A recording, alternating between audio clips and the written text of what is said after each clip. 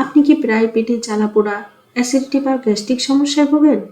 বা খাওয়ার পর অস্বস্তি, বুক জ্বালাপোড়া করে? তাহলে নিশ্চয়ই গ্যাস্ট্রিকের ওষুধ খেয়েছেন।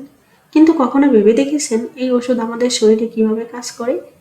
এটা কি শুধু সাময়িক সমাধান দেয়, নাকি সমস্যার মূল কারণও দূর করে? আজকের ভিডিওতে আমরা জানব গ্যাস্ট্রিকের ওষুধ কেন খাই এবং এটি আমাদের শরীরে কিভাবে কাজ করে সে বিষয়ে।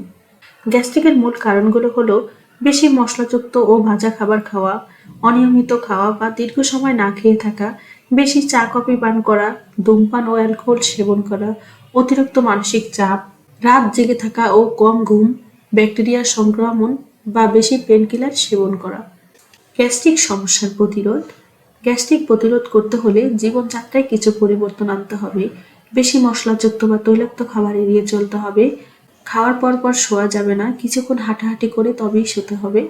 ধূমপান ও অ্যালকোহল পরিহার করতে হবে। পর্যাপ্ত পরিমাণ পানি পান করতে হবে। নিয়মিত ব্যায়াম করতে হবে। স্ট্রেস কমানোর জন্য মেডিটেশন বা যোগ ব্যায়াম করলে ভালো হবে। ওষুধের পাশাপাশি কিছু প্রাকৃতিক পদ্ধতিতেও গ্যাস্ট্রিক নিয়ন্ত্রণ করা যায়। তার মধ্যে অন্যতম হচ্ছে আদা ও মধু। এগুলো খেতে পারেন। আদা ও মধু হজম শক্তি বাড়িয়ে অ্যাসিড কমাতে সাহায্য করে। গোলমরিচ ও দই পাকস্থলীর ব্যাকটেরিয়া নিয়ন্ত্রণ রাখে এবং অ্যাসিডিটি কমায়। তুলসী পাতা গ্যাস্ট্রিকের কারণে বুক জ্বালা ও অস্বস্তি কমায়। কোমল গরম পানি এটি অ্যাসিড হ্রাস করে এবং হজম প্রক্রিয়াকে সহায়তা করে। তাই প্রতিদিন অন্তত 8 থেকে 10 গ্লাস পানি পান করুন। কলা, শসা ও ওটস খাওয়ার অভ্যাস করুন। বেশি ঝাল মশলা ও ফাস্টফুড এড়িয়ে চলুন এবং নিয়মিত ব্যায়াম করুন।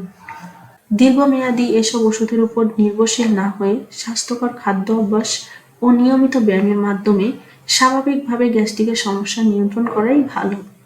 ঘরোয়া সমাধান ও জীবনযাত্রার মানে পরিবর্তন আনলে অনেক ক্ষেত্রেই